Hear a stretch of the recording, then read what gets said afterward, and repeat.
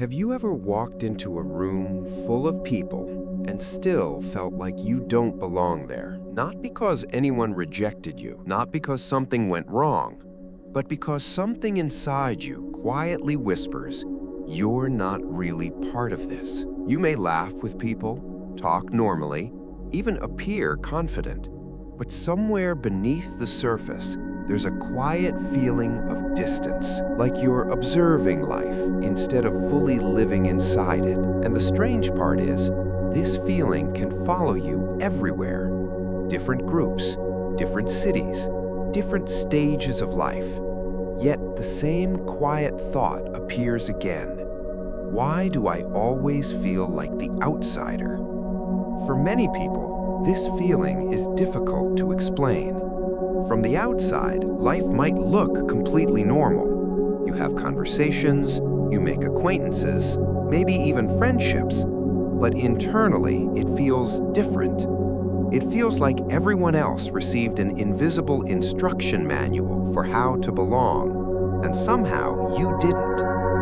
You notice small things others don't seem to notice. The subtle pauses in conversation, the shift in tone, the moment when everyone laughs and you wonder if you reacted correctly.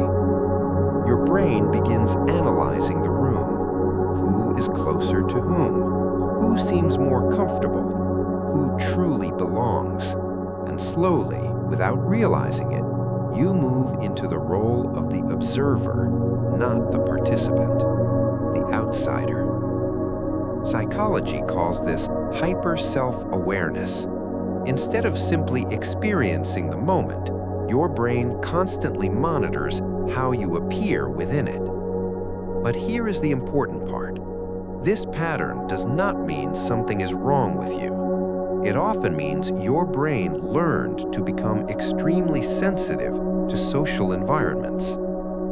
People who feel like outsiders often believe one thing: something about me must be different.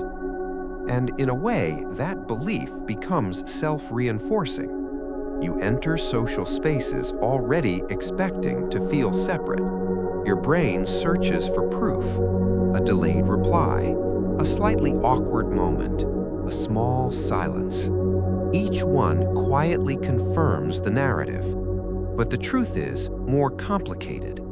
You are not broken. You are not socially defective. Your brain is simply running a very old psychological program, one designed not for belonging, but for social survival. To understand this feeling, we have to look at how the brain evolved. Thousands of years ago, belonging to a tribe was not just emotional, it was survival. Rejection meant danger. Isolation meant vulnerability. So the brain developed something psychologists call the social threat detection system. Think of it like a smoke detector. Its job is to detect signals that you might not fully belong. A strange look, a shift in tone, a moment of exclusion.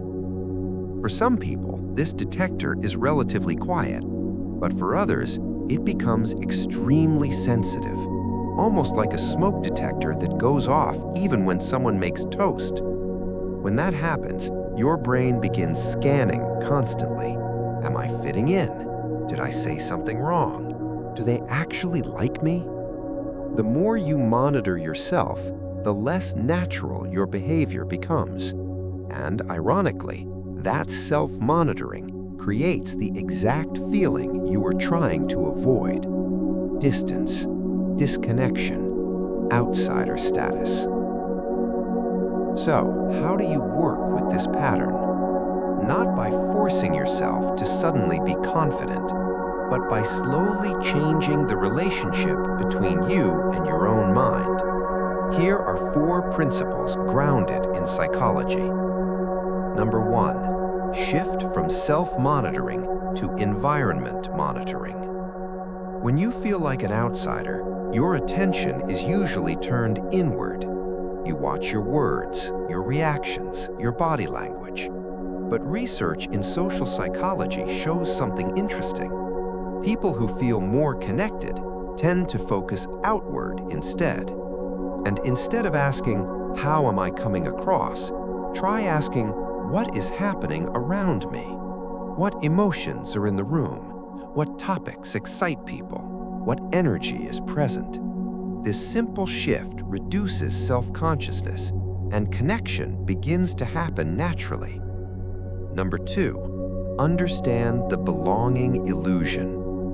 Psychologists have discovered that many people feel less connected than they appear, but most people hide that uncertainty, so everyone seems comfortable except you. But in reality, many people in the same room are quietly wondering the exact same thing.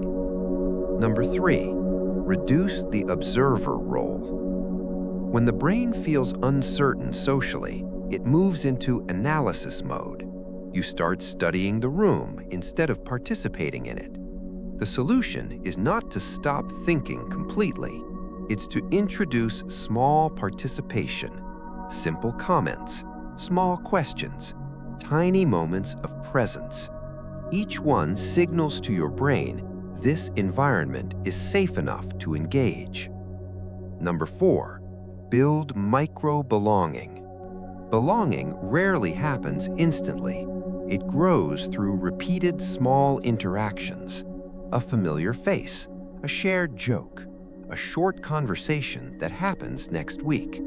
The brain slowly updates its map of the environment, from unfamiliar territory to safe ground. Integration. Think of belonging like entering a lake. You cannot jump directly to the deepest part. You step in gradually. First, the water touches your feet, then your legs. Then slowly, the rest of you adjusts. Belonging works the same way. It is not a switch, it is an adaptation process. Your brain simply needs time to recognize that the water is safe. Quiet, empowering close. If you've spent years feeling like the outsider, it can start to feel like a part of your identity. But identities are often just patterns the brain learned early. Patterns can change. Not overnight, not dramatically, but slowly, moment by moment, room by room, conversation by conversation. One day, you may still walk into a room and notice that familiar feeling, but something will be different. Instead of thinking, "I don't belong here," a quieter thought may appear. Maybe belonging simply takes time. And sometimes that small shift is where connection truly